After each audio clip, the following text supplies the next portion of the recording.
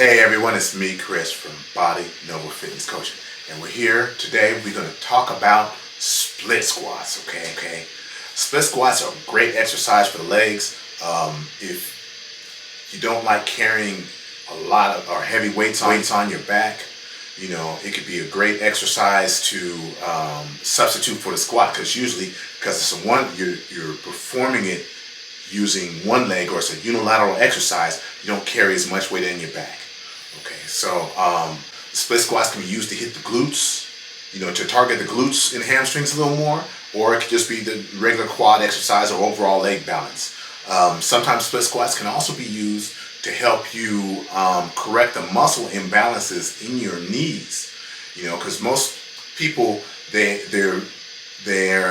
don't get into deeper squats or deep enough squats to activate their VMO, which helps stabilize the knee. So the split squat could be a remedy for that, because it shows that exercise performed unilaterally, which means one-legged, offer a little bit more of a muscle activation than performed bilaterally or on two legs. That's probably because just for the simple fact that you have to balance on that one leg.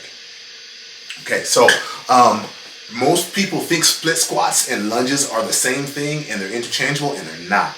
Okay, so when you do a split squat, all right, you're already in your stance. Your foot is forward, or in some cases your foot is elevated, and you're descending into your squat.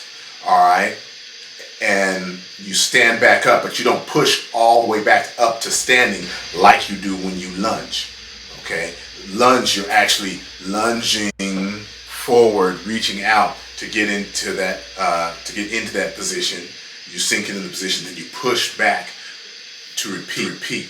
Okay, so split squats and lunges are a little different. They're also different in the fact that when you do a split squat, most people think it's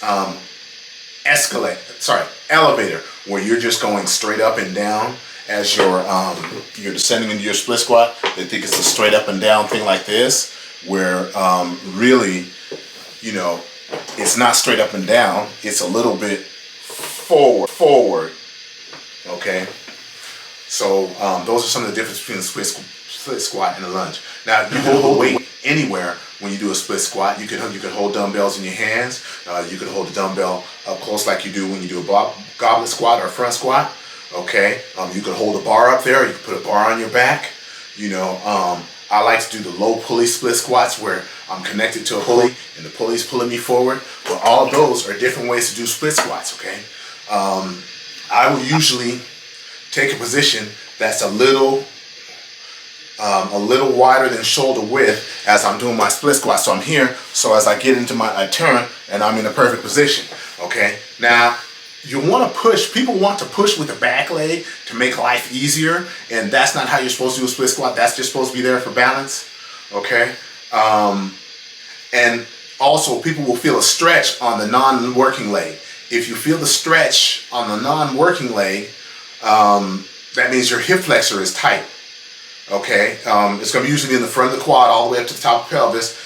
That's rectus femoris. If you have a strong stretch there, and you're feeling that, or you feel kind of sharpness with that, you might have to bring your feet a little closer together, and then also realize that you have tight hip flexors, and you want to alleviate that by doing some ab work or also some glute work and things like that, and stretching. So think about that as you do the split squats, and understand that there's a lot of different ways to hit split squats, and all the pressure, all the weight is on your front foot, and as you come down, you're going to push more on the front foot. Usually I go for about mid foot or closer to the front of the foot. If I'm pushing from the rear, it's usually going to hit my hamstrings and glutes more. Okay, you can also hit your hamstrings and glutes more if you hit a split squat and you lean slightly forward. Okay, to make those glutes stretch more, so that when you get into the bottom, they have to work harder or work more to get you back up to standing. Also, you're going to want to lower it down, at least lower it down till about 90 degrees, or in some cases a little deeper, to where the top of your leg is at a 90-degree angle to the lower leg. Okay, so that's something to think about. there as you get on these split squats. Great exercise, and there's many varieties. You know, you have the Bulgarian split squat, which I have a separate tutorial for, because that's a rear foot elevated split squat.